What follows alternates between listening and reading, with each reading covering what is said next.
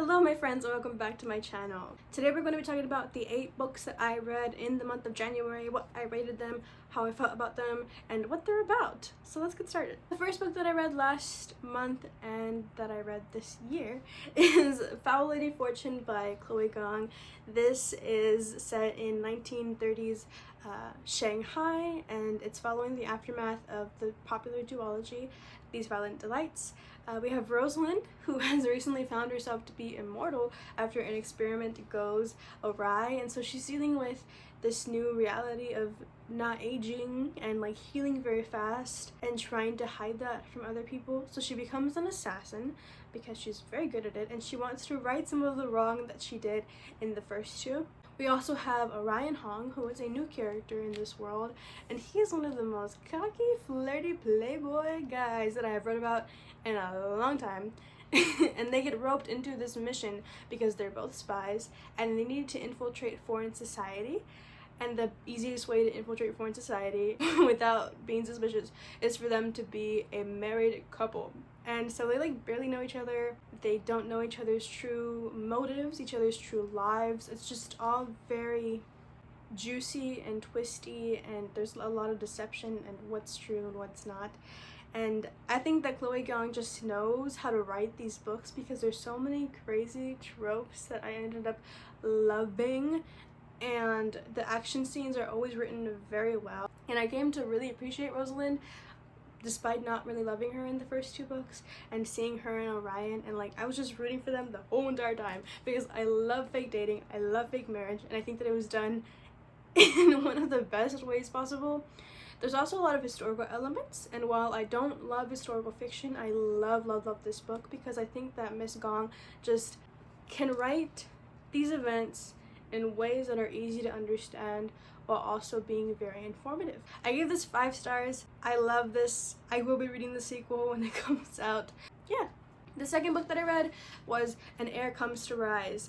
This book has been on my TBR for the longest time. After I saw it on TikTok, the author was talking about it, and I was invested immediately because it has to do with dreams, and I love dreams and just the idea of them in books. We have this world where the Fae are like the top of the hierarchy. They are the royal ones, and then we have just the mortal commoners who live in the villages in poverty. We also have these Nightwalkers who are Fae that can walk into your dreams and take control and just are very, very powerful. We have our main character, Faith, who learns that she has had this ability without even knowing it really, and she's actually very powerful, and she's actually very important, and she doesn't even know who she truly is. It's one of those chosen one stories, but I think that it was done in a really interesting way. This is a young adult / new adult fantasy because it transitions into new adult later on. We have her, and we have this royal guard named Nick, who she draws the attention of after he learns about her ability, and he's trying to protect her because he kind of cares about her. And I think that the scenes with them is what kept me reading because I read this in the beginning very fast and then I slowed down after the halfway point. But I think that this gives vibes of a very classic young adult fantasy, enemies to lovers, but not really. She has a really interesting way of storytelling, this author, I think, revealing details without giving you the whole entire story. I gave this 4 stars because while I loved it in the beginning, I thought that it'd be a 5-star. It just didn't fully give me everything I needed. Needless to say, I probably will be reading the rest of the series because I think they're all out and there's like a lot of books. And the way that this ended, it reminded me of Throne of Glass, and it does give off very Fae, like Court of Thorns and Roses, like just that vibe. If you like those, you will like these. I'm glad that I read it because I have been dying to read it, and it got me out of a bit of a slump. So the third book that I read last month was The Atlas Paradox, which is the sequel to The Atlas 6. I had such a hard time reading The Atlas 6 because I could not understand the writing for the life of me, and so I almost DNF'd it, but I pushed through and I finished it, and I was like, what just happened? And so I needed to read the sequel, and I got into this mood where I was like, I've read all these books in 2020 that have sequels now that I have not read the sequels to, so I'm gonna start reading the sequels. I had sequels so many times. So I picked up The Atlas Paradox. I gave this 4 stars because I did like it a lot more than the first one, and it has a lot to do with time travel and creation and just so many topics about life and like the meaning of life. It's very deep in that way, but also the characters are just really unique and interesting that it makes it humorous sometimes. One of the Atlas Six from the first book has gone missing and nobody knows where they are. Nobody knows what happened, and so it's also that whole plot line. It has a lot to do with time travel, like I said, and I think that that's just really interesting, that the way that the author handled it. There's a lot of cool quotes and like scenes that got you thinking, but to be completely honest with you, I cannot understand the magic that they use in this book. I cannot like picture where they live or the rooms that they go into. I can't. I don't know why. It just feels so hazy, and I just cannot grasp what they look like when they're doing what they're doing. For the life of me, I cannot. So like, I don't know how to feel about that. I just kind of go along with it. But I think that the character dynamics were what kept me going, and I love Libby Rhodes as a character because everybody has like a different perception of her. Everybody has a different perception of everybody. Everybody just has very strong opinions about everybody, and it talks a lot about the sentience of like the archives and stuff, which I thought was really cool too. It just had a mixture of so many things. I gave it 4 stars. I liked it more than the first one. The fourth book that I read last month was Once Upon a Broken Heart by Stephanie Garber, which is in the same world as the Caraval trilogy, which I loved. Like, that trilogy was so cool and so beautiful to read. I just love the way that Stephanie Garber writes. It just is so pretty. And this follows Evangeline Fox, who comes to the Prince of Hearts because she has recently had her heart broken, and she pleads with the Prince of Hearts, aka Jax, to stop the wedding between the man that she loves and the woman that he's gonna marry. Of course, she has to strike a bargain with Jax because nothing comes free with the fates, and that leads to a lot of chaos and mischief. She gets turned into stone for a good 6 weeks, and then she comes back alive, and everybody kind of like just knows about her now because it was a really crazy thing that she did. She draws the attention of Scarlet Entella. She gets sent to the north for this coronation, and it just turns into a bit of a murder mystery, and this relationship that she has with Jax was so interesting to read because it's like a will they, won't they, and then like should they and shouldn't they, and I just loved Evangeline as a main character. I think that she is really unique in the way that she handles situations because this is all very new to her. Like, she did not mean to be the main character of this story, and I think that Stephanie Garber handled her story very well. I know it's a trilogy, so I'm gonna read the sequel soon. It's just a really beautiful story, and I read it in a day because I just could not put it down. I gave this 5 stars, but I think it's leaning more to a 4 now. I just loved it so much when I finished it that I was like 5 stars immediately. But now I'm thinking about it, and it is like 4.5, close to 5. It doesn't even matter. It was good. The 5th book I read is The Stolen Heir by Holly Black, which I actually buddy read with Jolyn. Her user is 20charm on Instagram because we both share a very strong love for the folk of the air and Juden Carden. And it was such a fun time because having somebody else along the ride reading this book, because there's so many twists and turns, and it was fun talking about the mentions of Juden Carden and like where Jude is as High Queen, and she's just so cool. And anyways, we follow Surin and Oak, who are now 17 and 19. It's 10 years in the future, so they're completely different people because they're not little kids anymore, and we soon learn that. Oak comes to Surin and he's like, hey, I need help with your mother because your mother kidnapped my father and I need to go get him, and this is kind of like rebelling because Jude didn't tell me to go do this, but I'm gonna go do this anyways, and you're gonna need to help me. And she's like, I've been living in the woods, but okay, let's go do it. And so it's like this adventure between them, but also Oak, as the synopsis says, is charming, beautiful, and manipulative. Very manipulative. I did not know what to think about him throughout like so much of the book because he's like Carden 2.0, like their personalities, but he's a little bit more cheeky. Like, he gives into his romantic side a lot more, And I just love the way that his character grew and was explained. And Surin grew into my heart super duper fast because she's had such a rough time in her childhood. She was a changeling, so she got taken from her mortal family who loved her and thrown into the dynamic with her mother and father, her Fae mother and father, who were super duper abusive, did not care about her, and just used her as a figurehead. And so she kind of grew to harden her heart and not to love, because love was just so painful and it wasn't something that she wanted to feel, because what is this twisted version of love? And she feels this connection with Oak almost because of his relationship with Maddock, who is known to be incredibly vicious, who is known to be a giant betrayer, and just cares about his own life. And so I think that was really cool too. It was just such a fun story, like really classic adventure. They did this and then they went here and then this happened and then this happened, and you don't know who to trust and like what is happening.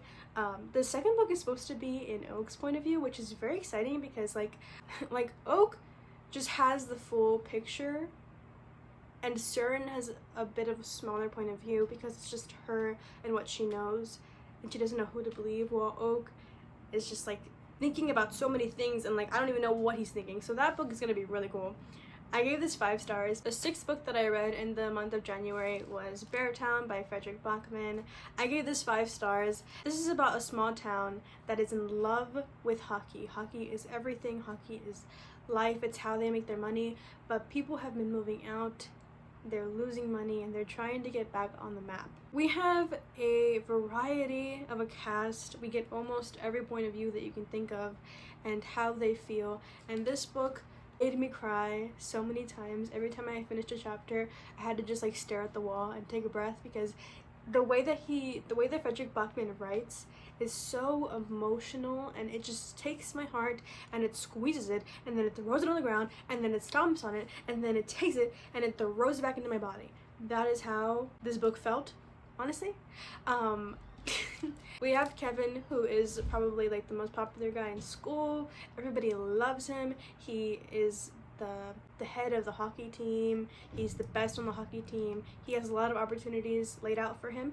His family is rich. His dad sponsors the team, so he's just very popular. Then certain allegations come up against him, and we see how the town takes this information, how they decide who to trust, how they decide who is right and who is wrong.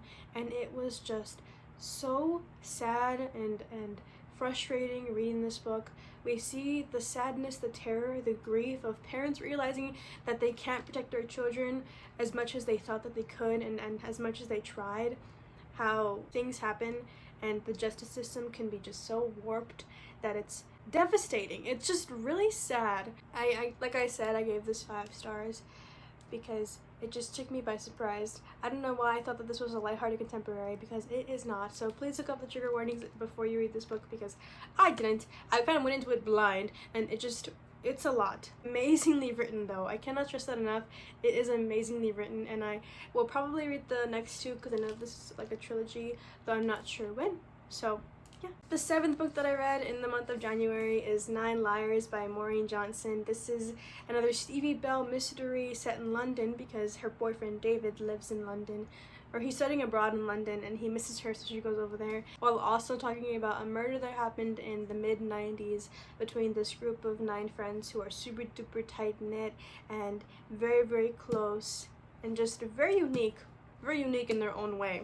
Well, during a giant game of hide and seek they do every year at this giant mansion, 2 of their friends end up dead by morning, and nobody knows why, nobody knows who did it. There's just not a lot of evidence.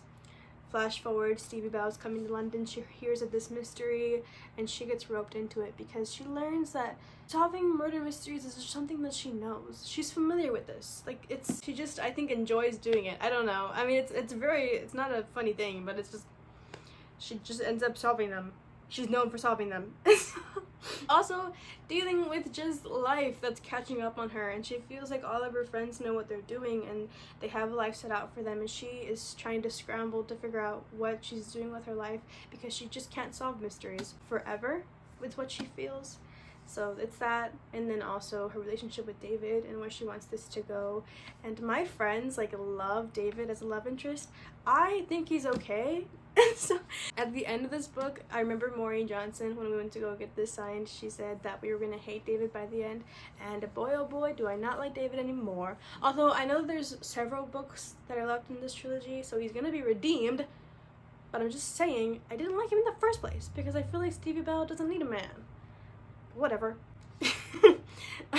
This is well written. I give this 4 stars because it just wasn't a favorite, and I feel like the reveal didn't make me go or anything. It was just okay. But Maureen Johnson really knows how to write a mystery. It was fun to read. The last book that I read in the month of January was The Hawthorne Legacy by Jennifer Lynn Barnes, which is the sequel to the Inheritance games. That is a very Knives Out-esque mystery. This teenage girl ends up inheriting all of the money of this very wealthy, famous man, and nobody knows why. She doesn't know why, but it's safe to say that his family is quite confused and kind of mad that she's getting everything that he owned. And so we still don't completely know why this happened or her connection to him, but in this one we learn more about who she is, who her family was, and the connection that she is having with the Hawthorne family and is still having, because there was a bit of a love triangle between her and 2 of the brothers.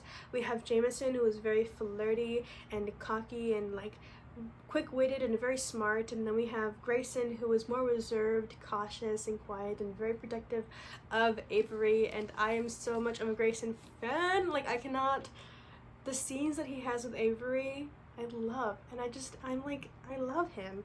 It's so funny after reading 9 Liars, because Stevie throws like everything to the wind to solve this murder mystery, and Avery's like the complete opposite, because she's like, no, I have school, like I can't just go and solve this, like y'all go and do it and then come back and tell me. And I'm like, okay. I mean, it's very smart. So she's gathering all the evidence and she's following the trail to solve the mystery, and I read this in a day. I think that it was very well written. I think that this trilogy is really cool overall. I'm giving this I give this 4 stars because it's not like an all-time favorite, but it just was really fun to read, and I have no qualms with this trilogy. I'm gonna read the last one hopefully soon. We'll see when. As you can see, all the books behind me are like thrown on my bed because we are finished with this video. Those are the 8 books that I read in the month of January. I hope that you enjoyed this video, and I hope that you may be interested in reading one of them. Let me know what book that you loved in the month of January. I'm gonna go now. Bye!